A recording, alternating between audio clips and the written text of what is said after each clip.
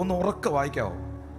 യഹോവ ചുറ്റുമുള്ള സകല ശത്രുക്കളെയും അടക്കി രാജാവിന് സ്വസ്ഥത നൽകിയ ശേഷം രാജാവ് തന്റെ അരമനയിൽ വസിക്കും കാലത്ത്, ദാവീദ് രാജാവ് തന്റെ അരമനയിൽ വസിക്കുന്ന കാലത്ത് ഒരിക്കൽ രാജാവ് നാഥാൻ പ്രവാചകനോട്, ഇതാ ഞാൻ ദേവദാരു കൊണ്ടുള്ള അരമനയിൽ വസിക്കുന്നു, ദൈവത്തിന്റെ പെട്ടകമോ തിരശ്ശീലയ്ക്കകത്ത്. ഇത് രാജാവിന്റെ സങ്കടമാണ്.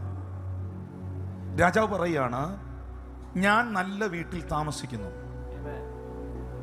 ദൈവം എനിക്ക് വേണ്ടതെല്ലാം നൽകിയിരിക്കുന്നു, പക്ഷെ എന്റെ ദൈവത്തിന്റെ പെട്ടകം തിരശ്ശീലകൾക്കകത്ത് യോഗ്യമല്ലാത്ത ഒരിടത്തിരിക്കുന്നു.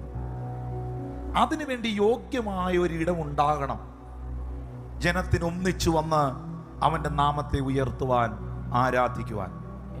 4-ാമത്തെ വാക്യത്തിൽ, അന്ന് രാത്രിയിൽ നാഥാൻ പ്രവാചകനോട് ദൈവം ഇടപെടുകയാണ്. എന്റെ ദാസനായ ദാവീദിനോട് നീ ചെന്ന് പറക, യഹോവ ഇപ്രകാരം അരുളി ചെയ്യുന്നു, ഞാൻ അധിവസിക്കേണ്ടതിന് നീ എനിക്കൊരാലയം പണിയുമോ? ഞാൻ അധിവസിക്കേണ്ടതിന് നീ എനിക്കൊരാലയം പണിയുമോ?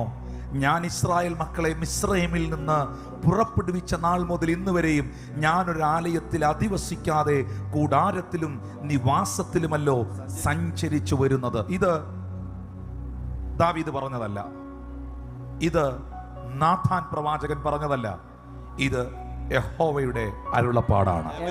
പക്ഷെ ഇതിനകത്ത് എവിടെയാണെന്ന് അറിയാം പാസ്റ്റർ, നമ്മൾ പ്രാർത്ഥിക്കേണ്ടത്, ശ്രദ്ധിക്കേണ്ടത്, ഈ ഓൺലൈനിൽ കാണുന്നവരെല്ലാം സഹകരിക്കേണ്ടത്.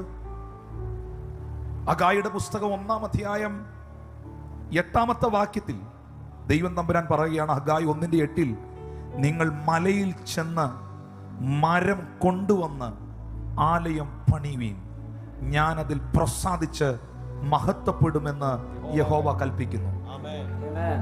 അപ്പോ മലയിൽ പോകേണ്ടതും മരം കൊണ്ടുവരേണ്ടതും ഇതിനു വേണ്ടുന്ന കാര്യങ്ങൾ ക്രമീകരിക്കേണ്ടതും നാം ഓരോരുത്തരുമാണ്.